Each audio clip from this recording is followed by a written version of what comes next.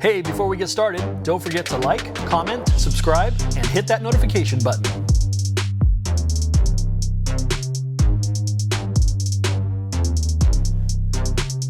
Hey, what's up, fellow Transformers fans, my fellow geek.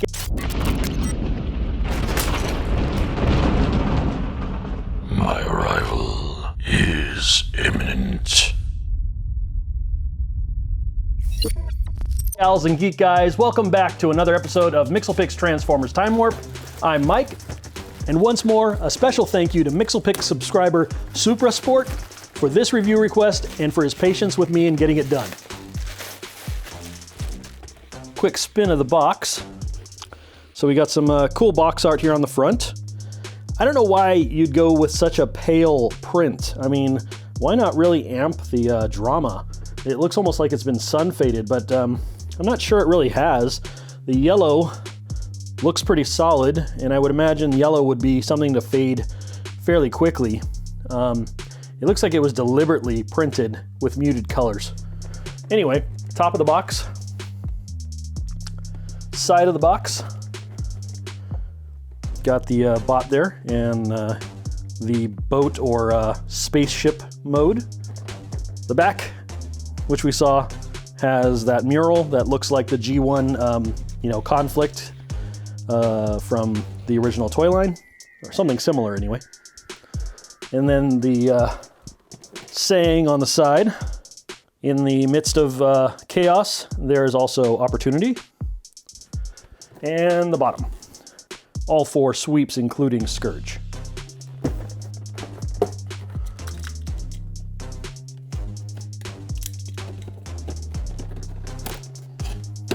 Oh, the glue let go in the box a little bit there.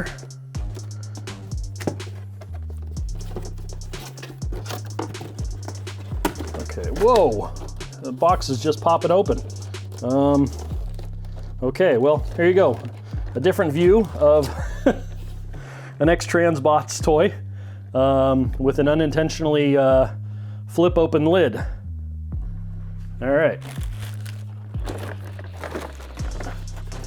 And for some reason it is packed upside down. I can never tell really which way they're supposed to be facing, but I would think that the front of the box should be top, so that when you slide it out, everything comes out with the tray facing up. But, you know, who am I? And yeah, that glue is actually pretty darn dry. I know, yeah, I'll have to glue it with some other adhesive if I want to get it back together, I think. Yep. So this is X-Transbots MX-iiw Curse, the Tactician. And in my collection, this guy is probably going to be Scourge, although I don't care which one of the three is actually going to be Scourge. But this is what he comes with. We've got some wings. And we've got some ghosty parts for Starscream. So if you have seen the original G1 cartoon, then you might remember that there was an episode where Starscream's ghost actually returns after the movie. And this and these wings will help you create a moment from that episode. So that is a cool thing. I was really excited about the accessories that was coming with this pack. That was one of the big things I was really looking forward to when I bought this 3-pack. And we have the brochure, and it's a nice full color print. In the back we can see the collector's card there. Also included is this little bit here, which the tag says is for Apollyon's mace weapon connector, so X-Transbots version of Megatron. So this little piece is going to go with that. The collector's card in its own little sleeve. And actually, I guess it's not even a sleeve, it's something you got to cut open. Oh wait, no, it is a sleeve.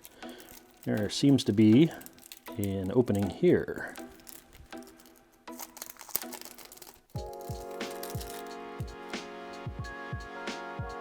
And it's a pretty glossy collector's card. It is nice and thick. It's plastic, similar to Fans Toys. And I think it's another good addition to your character bio collections. The brochure has a nice photo of, what is that called from the Ark? Not rover, but the satellite that goes out and scans things and gives the characters their Earth forms. So that's a cool little bit of callback to the G1 series. And we've got our list of contents. It comes with a flight stand, which is cool, and the Trader's add-ons. We all know who that is. And not full color, but you know, it looks like it's detailed. Let's see how well we do with the transformation before I say whether or not I think these instructions are sufficient. But good stock on this brochure, nice and thick. And ooh, that's cool. They have a promo section like they continue to do with their new releases, showing the bots that are going to be coming out. And as you can see there on the left top is their version of Cyclonus, which in my opinion doesn't look as good as Fans Toys. Out of all the ones here, I have Boost and Arcos, their versions of Swerve and Beachcomber. Okay. Let's see, any tape around the edges? No tape around the edges.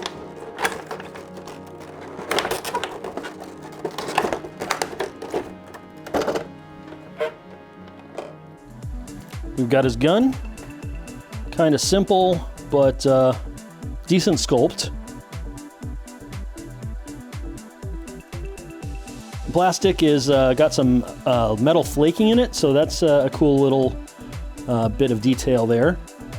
And yeah, the paint application looks really nice, tidy. So there you go, there's his gun. The stock to his flight stand. The base to his flight stand. I guess we'll find out why it's got those two posts there on one side. And it is cool, they did do their stamp there on the base, so that's pretty awesome. And the bot himself, Curse. Nothing left.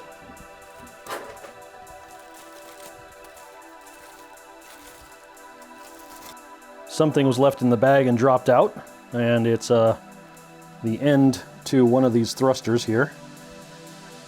So hopefully that just plugs back in. Might have to glue that, we'll see. But there you are. There he is. Wow. I never was a fan of these bots. I was never a fan of Cyclonus either. I just didn't understand what the heck Hasbro was doing in creating these weird vehicle modes. It was a departure from the G1 cartoon as we knew it, and it was strange to me. Still strange to me. I don't understand the whole boat look, but hey, it's from the movie, and if X-Transbots can breathe life into it and make it look good, then so be it. So off the bat, I'm noticing like seeming scuff marks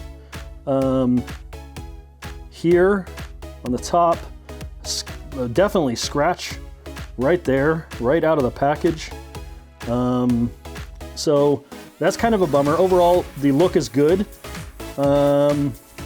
This blue has the flecked metal in it, similar to that gun.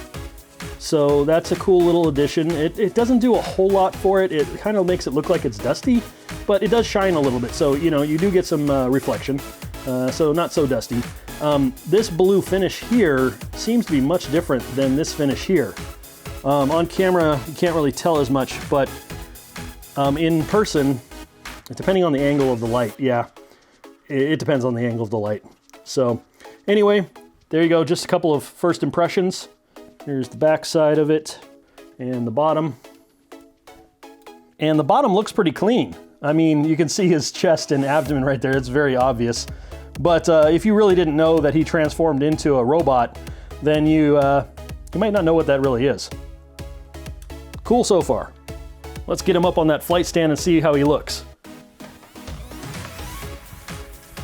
All right, I looked through the entire brochure and did not find out what these two tubes are for, but this is supposed to just tab in here underneath.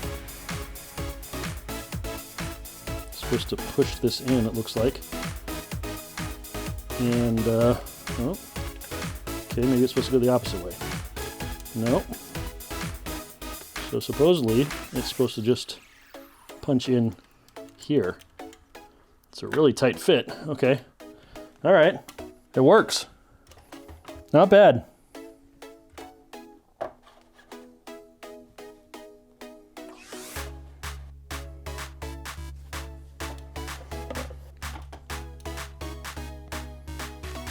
All right.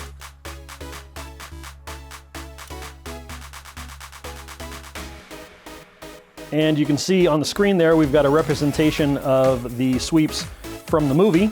And overall, I think he carries off the impression of a sweep really well.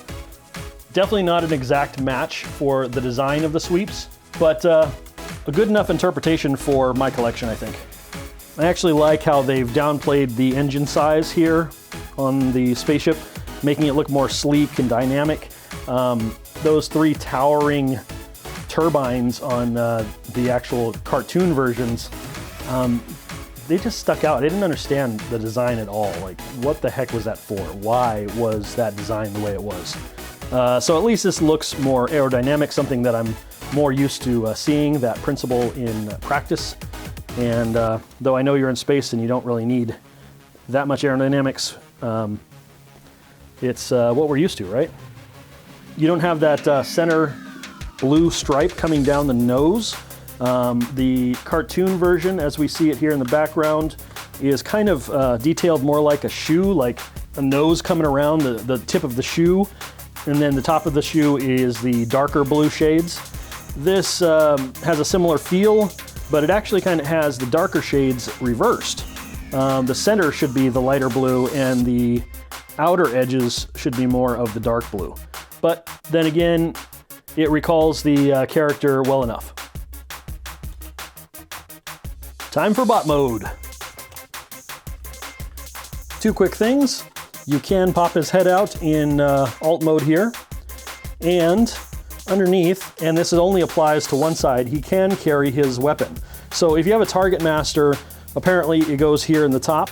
You can sit him on there as a cannon.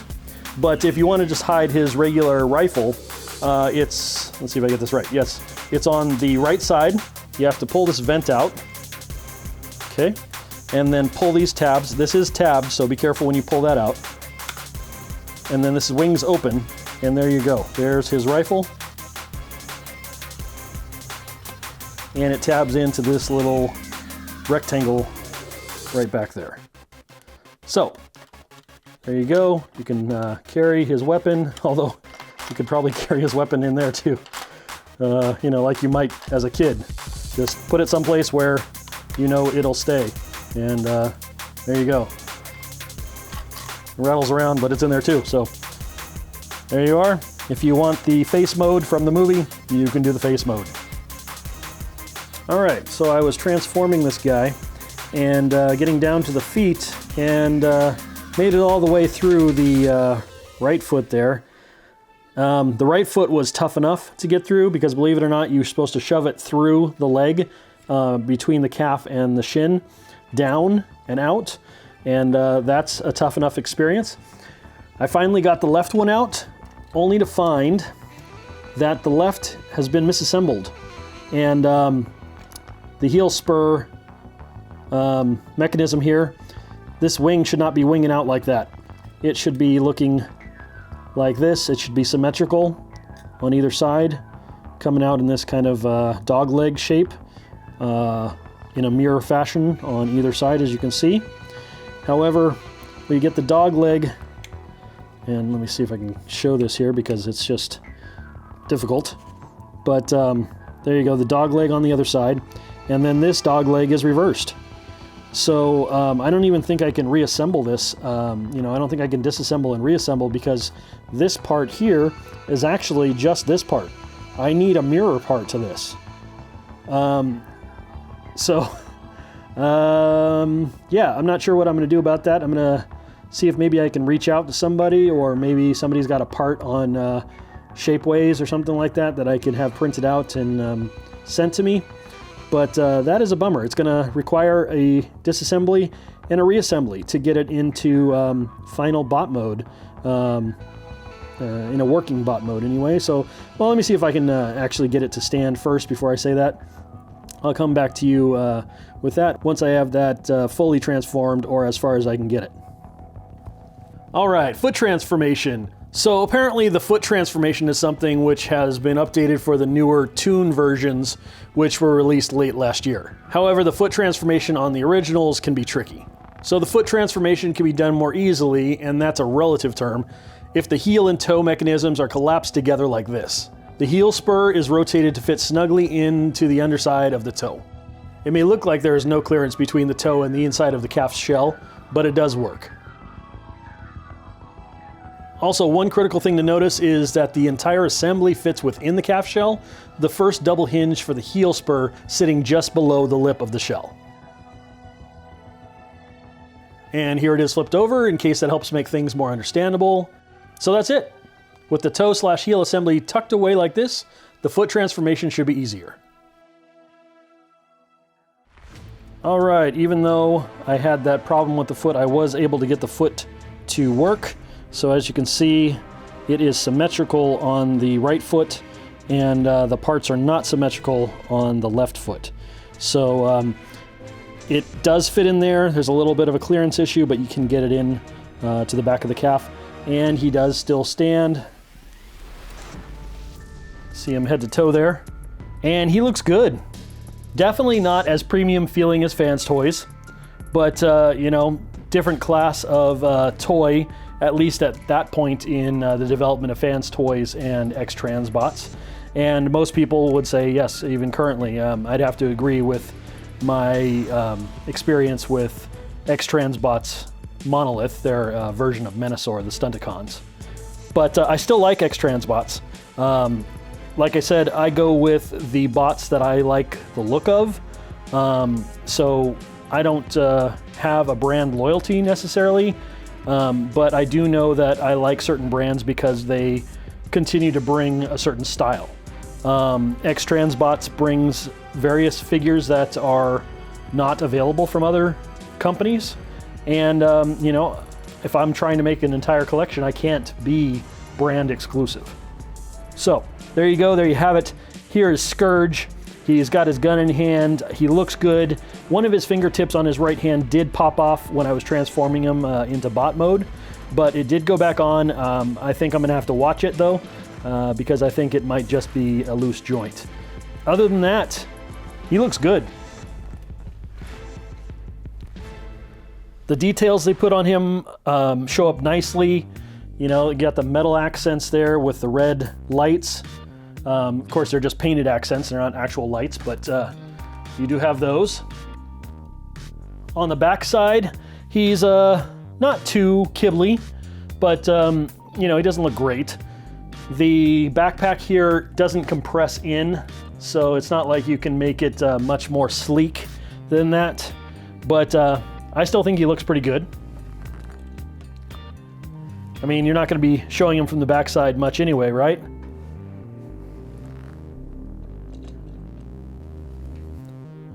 And yeah.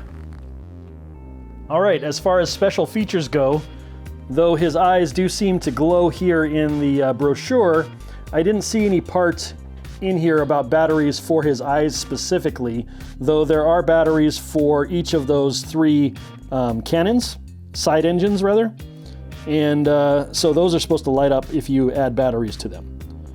It would be nice if his eyes lit up, but let's look closer and see, do they even look like they have any color in them? I think they do. They've got a slight, it's hard to see on camera here, but I think there's a slight red tinge to them. Yeah, deep in those eyes. So maybe there is a light up feature for his eyes.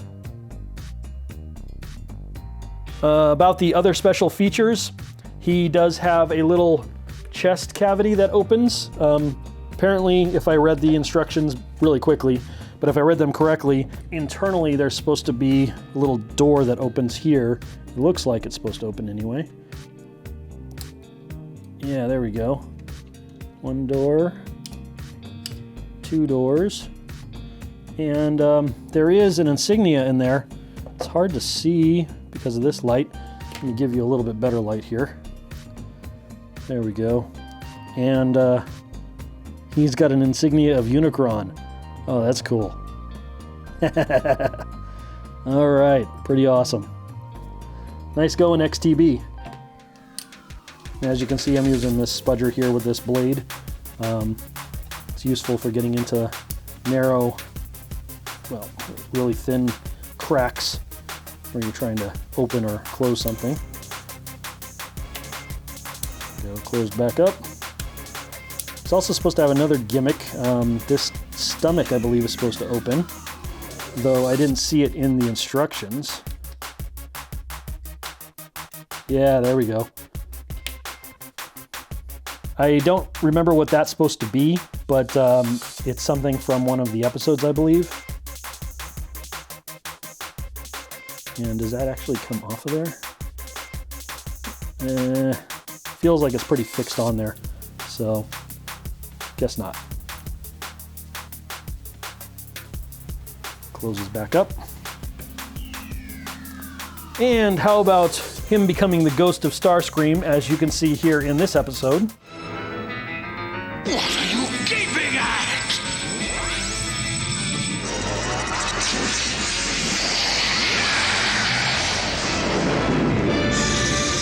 It's nice to have a body again.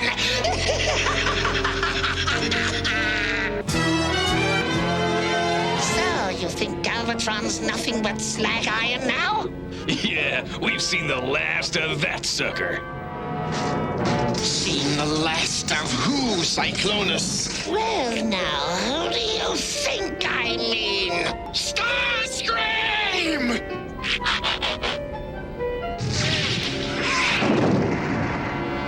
What happened to me? Last I remember, I was in the Decepticon crypt and... See that Cyclonus is properly repaired. Of course, Galvatron.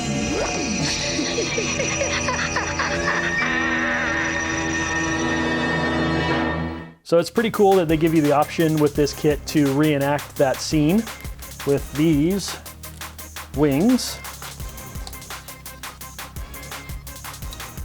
and this bit of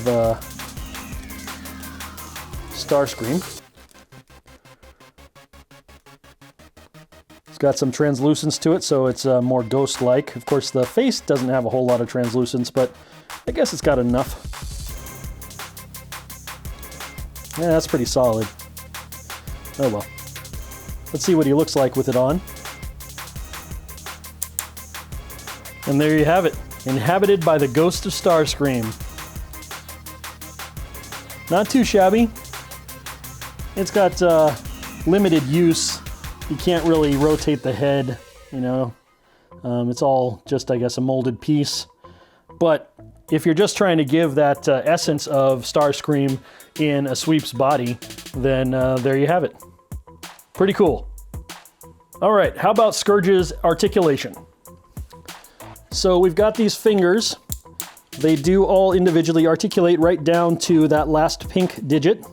I had, as I said, one of the digits fall off right out of the box, so just be aware of that. His bicep, let's see, we've got a bicep swivel at the shoulder, forearm no swivel, but the hand does swivel 180, so good articulation there. We've got a double jointed elbow, so he can go up completely. That's awesome. Shoulder, pretty much out to 90 degrees. Actually, I'd say completely out 90 degrees. Obviously, because of the wings, they actually don't fold back far enough for him to rotate his arm completely. But as you can hear, there's a ratchet, and I think he might rotate completely around if he could. But regardless, does have a good ratchet there. He does have a hip swivel, which collides with the backpack. So you're not going to get a huge hip swivel, but he does swivel at the hip. There is no ab crunch. He has side skirts, which come up to just about there because they collide with the bottom of his torso. So I suppose if you had to, maybe you could get him to come up further. But no, not really. We've got a 90 degree, roughly. I called that before I actually did it. So it's not a complete 90 degree kick. He can only go, what is that, 80 degrees maybe? But let's see about the knee. He's got a good knee bend, so you can get him into a dynamic running pose there, I guess.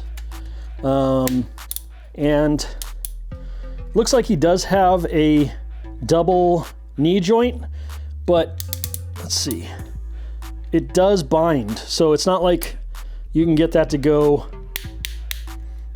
You need it in order to get the 90 degree bend to the leg. So it's not like you can go more than 90 degrees, even with the double knee joint. That's not necessarily true. Let's see. No, that's 90. All right, so let's see. Put these wings up and out of the way. Oh, that's kind of cool. His wings really can spread out. That's pretty awesome. Okay, legs. Can he do the full Van Damme? He can do the full Van Damme. How about a kick back? Probably not, because he's got this backpack in the way. So no, backpack does collide. I don't know that there's any way to get it out of the way. So he can only go about 45 degrees on the kickback, but he can bend the knee up, so he can get it up pretty far for a running pose. And he's got this hip swivel here. It's pretty much a ball joint. It looks like a ball joint with a ratchet. And otherwise, no individual thigh swivel. No individual calf swivel either. We've already looked at the feet a little bit, but that was because we were having problems with it. So let's see. We've got a tilt. It's only tilting inward, but you do have that tilt. You've got a toe down. You can make a claw. You can do a little bit of a toe up. And the whole foot itself does ratchet. So if you really had to, and it's a little tough to use, but you can kick that foot back on that ratchet. And it's only a single side ratchet inside the leg, so just be aware of that. Don't crank on it too hard. Make sure you're actually putting the pressure on the right part of the foot. So there we go. We've got that tilt. We've got the kickback. That's pretty much as far forward as it can go, but that is a tilt up there. So there you go. That's roughly maybe the flat foot. Something like that. Heel spur and toe. And then it can tip up and can tip down again. Okay. So there we go. We've got our basic articulation. It's not looking bad. Looks like a pretty good articulation, especially for maybe a mold that's, a few years old. I imagine this came out 2017 or something like that, maybe. He's lost his balance now. Oh, he's lost his heel spur. One thing I forgot to do was go over the head articulation. Where's my head at? So here we go. We've got, he can turn. And if it weren't for this collar, he could turn further. So let's see, if we get this collar, if I can flip this collar up out of the way. All right, so to get that collar out of the way, what you got to do is you've got to push the backpack down. It's out of the way. And then you've got to fold the collar back out of the way. There you go. Now it's out of the way. We can check out the articulation better. And he can go up a little bit. He can go down a little bit. He can turn. Ooh, what? Is that all he can turn? Oh, okay. Well, I'm getting some resistance there for some reason. So I guess he can only turn about 45 degrees to the left and about 45 degrees to the right. And if he wants to look up, you've got to move his whole collar because he only tilts back a little bit. So, but if you move the collar, then he can look up. So there you are. Put the collar back down. And his head does rise up on that post. So I suppose if you really wanted to turn him around, you could probably, yeah, you can raise him up on that post if you want. Oh, and if he is up higher, does he have a better tilt down? No, he's got a pretty poor tilt down. He's got a decent tilt up though. So, all right. There you go. Not the greatest head articulation, but he does have some decent movement. All right, let's get him into a pose. Here's a sweep, calling a shot like he's playing baseball. As you can see, he has a nice shine to him, but it's not really as good as FT-29 Quietus. But the sculpt is good, the articulation is good, the paint apps are nice and tidy. I'm glad that they added some red and metallic silver accents to break up the blue colors. Overall, a nice looking bot mode. And the 2-pack of sweeps from X-Transbots, Wrath and Bane. Let's get these two unboxed.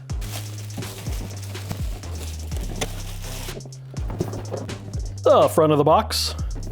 The side of the box with the 2 characters and their space boat modes. The back of the box with the bio cards and the mural. The other side of the box with their couple of sayings on there. The bottom of the box with apparently the entire crew, including Andres, MX-2. And the top of the box, which when you just spin it around like that, it looks like it's upside down. So if you're gonna put it on your shelf, you gotta put the face of the box downward in order to have it display the character names there as if you're displaying them in a stock room. All right.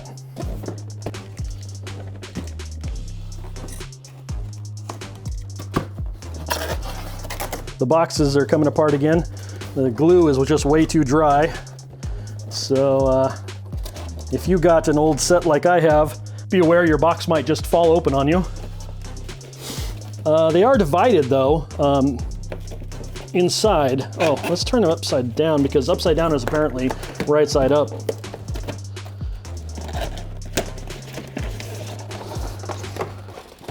All right, we've got one, and then we've got 2, and we've got the brochure with, looks like 2 collector cards on the back and an additional piece each for Apollyon, just like MX-2C, kind of, wow.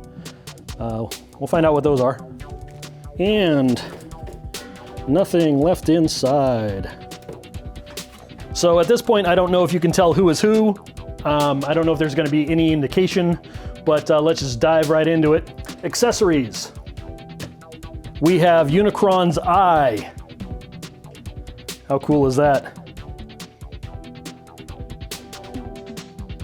At least I think that's supposed to be Unicron's eye. It looks like maybe Unicron's eye was supposed to go in this empty bag and it just never made it. Oh, look at that. The empty bag is broken open. So that's why it's not in the bag. And over here we have, I believe this is either Metroplex's transformation cog or Triptychon's.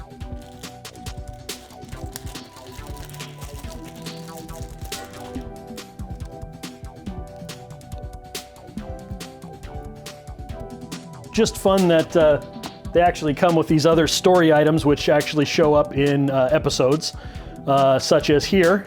You will deliver the eyes eyes of Metroplex to me, that I may see again. Here's what we came for. The eyes of Metroplex. Decepticon intruder in my brain! Let's go! The giant awakes. Now crash out of here.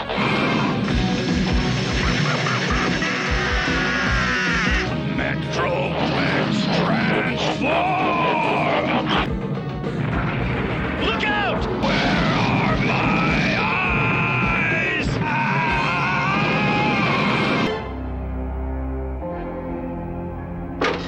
I am pleased with these eyes. And here. What's the second task, Unicron? You will deliver the Decepticon city known as Tripticon to me. Okay, Unicron, here he is, Tripticon. Now what's the final task? The second labor is not yet complete. What? Remove Tripticon's transformation cog and install it within my head. Get inside! I'll hold them off! Decepticons! Retreat! So this 3-pack, having all of these little extra accessories, really sold me on these 3. And aside from that, there were no other options for the sweeps. And I don't even know if there are any options for the sweeps from anybody else yet either. So X-Transbots, aside from the official Hasbro, Generations sweeps, I don't know that there's any other options out there except X-Transbots. From one of the promo photos for the new cartoon accurate set that came out, quote unquote, they do differ by faces. There may not be 3 different faces, but there's at least 2. So if that's the same for the old set as it is the new set, then we should have some character differentiation between the 3, at least having 2 of them be the same and one of them being different. So we'll take a look at that as soon as we get these guys into bot mode.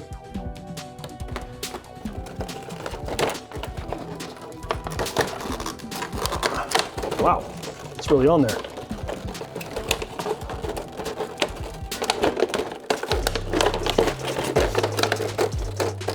Okay. And we've got that flight stand with the flight stand post. We've got, looks like the same exact gun as MX-2C Curse has. So it's looking like an exact copy so far.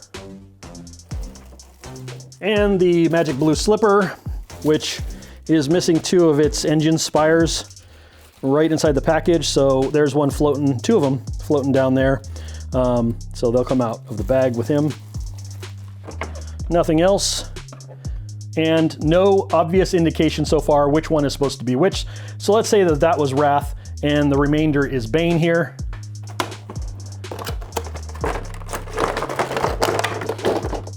I'm not letting it win this time. The base. And let's just see, is there any kind of name on here? Nope, just the X-Transbots logo again. So it's not like they're individualized by base so that you can tell which character is supposed to be which.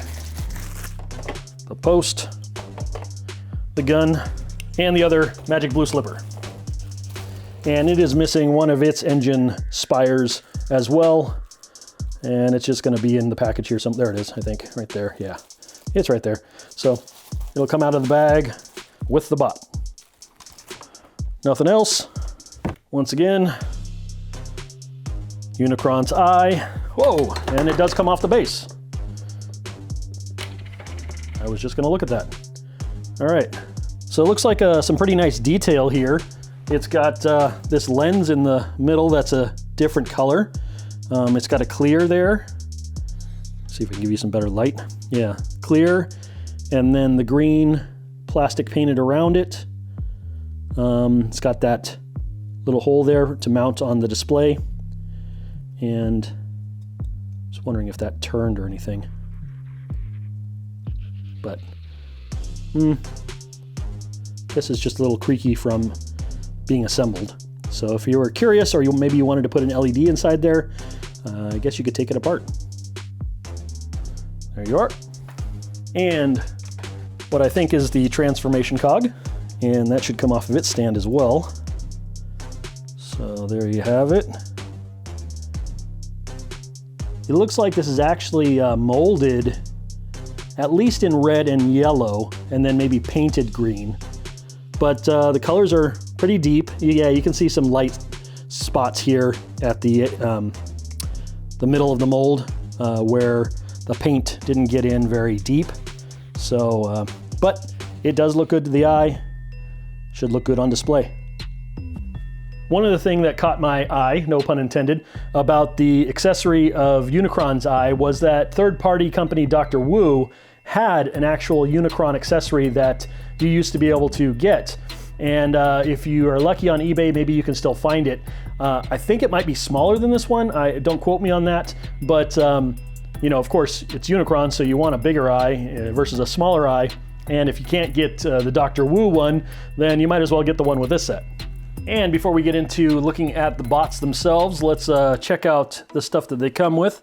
Here are their collector cards, Wrath and Bane.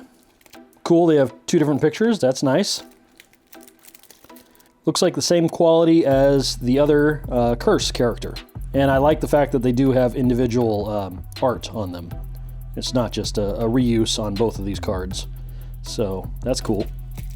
But that being said, let's just compare Curses. So all three are different. And then on the back, all three are different. Very cool, XTB. Thank you very much for doing that and not just giving us a rubber stamp of each of them for the different characters. And as far as that extra part from MX-2C Curse, Apollyon's Mace Weapon Connector, MX-1, that little square thing, it just looks like they packaged both of the other sweeps with the same. So if you have 3 Apollyons, then you've got 3 of these weapon connectors. As far as the brochure is concerned here, looks like the same kind of treatment as MX-2 Curse.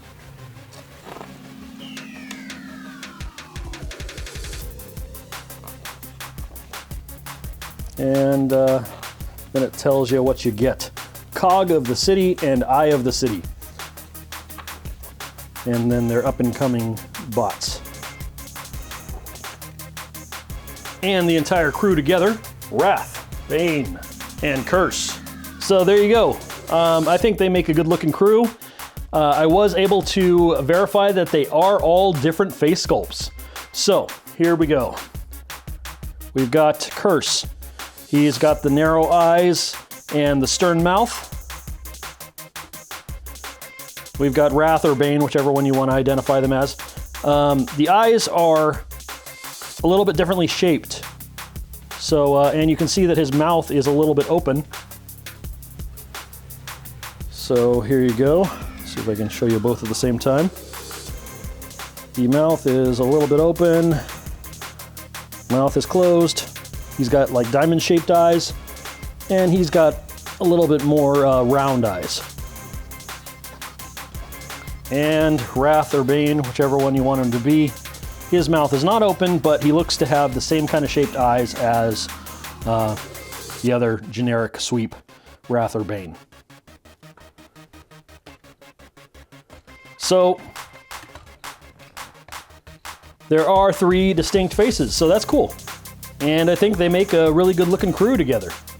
And the big moment, how do they look with Cyclonus? All right, they look really good. And you can see that they work well together. The height difference between them and FT Quietus really makes for a powerful presentation. In comparison, the XTB Swarm looks a little plain, but they work well together anyway.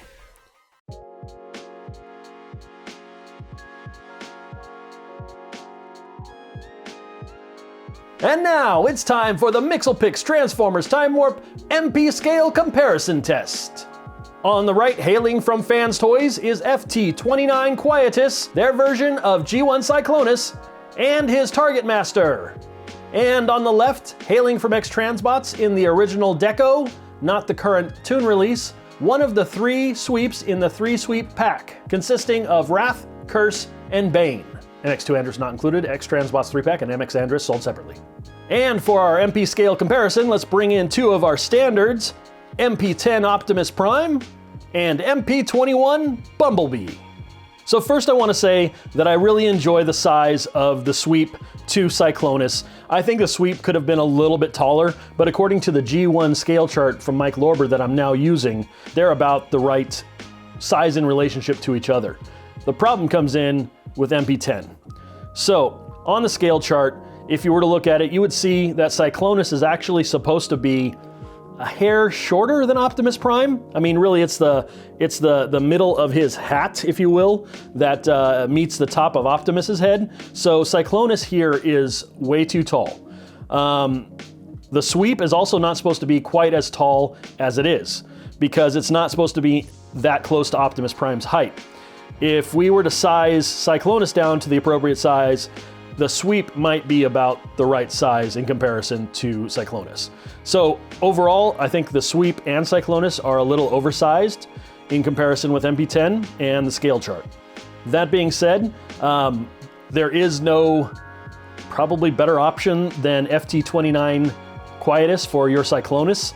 I mean, I haven't compared apples to apples here with XTBs versus Fans Toys, but just in handling this guy, the ratchets are nice, the shine is nice, it's got a really nice weight to it. I understand what Fans Toys fans are saying, more so now, about just feeling that weight. I just don't like the idea of somebody putting weight into something just to make it feel premium when it's not premium. This has die cast in places that I think it makes sense. The feet, I believe, are die cast. The chest plate is die cast. So, you know, it kind of makes sense. It's like, that's a big piece. Why not make it die cast? I just think that adds a value to it when they are made for the right reasons in die cast. Not all of the parts that should be die cast maybe are die cast. Like, for example, in the back of the leg, there is a slide for the transformation for the leg to fold up, and that slide is plastic. Now, does it have to be die cast? No, but it probably would make more sense to be die cast if you're talking about its durability over the long term. X-Transbots sweeps, on the other hand, they're not quite to the finish or feeling of heftiness as Fans Toys at all. In person, even on camera here, you can probably tell the difference, but in person, there is a substantial difference in the finish. The sweep does feel quite a bit lighter because it is. If there's any die cast in him, it's not much, and just doesn't have the premium aesthetic like the fine paint job that Fans Toys did for Cyclonus. However, I do like the sculpt, I like the characters, and I don't think there's anybody else on the market that has a sweep yet. So yeah, there you go. X-Transbots are the ones to beat. In summary, XTB's original swarm, aka the sweeps, do a really good job. Their scale is off when compared to MP10 Optimus Prime, but in both bot and alt modes, they make for a nice representation of the sweeps. Personally, I think you'd be fine with the Swarm 3-pack as Scourge and 2 of the generic sweeps, unless you really want that target master, the slightly different open mouth face, and as shown here, maybe the different chest compartment detail if the original is the same as the newer Toon version. Otherwise, you can buy the 3-pack and save yourself some money, or you can just buy Andrus and maybe save even more money. And compared to the newer Toon versions, I'm afraid the darker blue might be too dark, but it would be nice to have more metallic silver paint apps like they have. So, my fellow geek gals and geek guys, that's it for this 2-part review of the original release of Fans Toys FT-29 Quietus, their homage to G1 Cyclonus, and the original release of X-Transbots Swarm 3-pack, their homage to the G1 sweeps. I hope you've enjoyed the show, and maybe that has helped you with your collection. Thanks for watching, thanks for subscribing. If you're a frequent watcher but haven't subscribed yet, hit that subscribe button and hit that notification bell as well, so that you get notified anytime a new MixelPix video drops.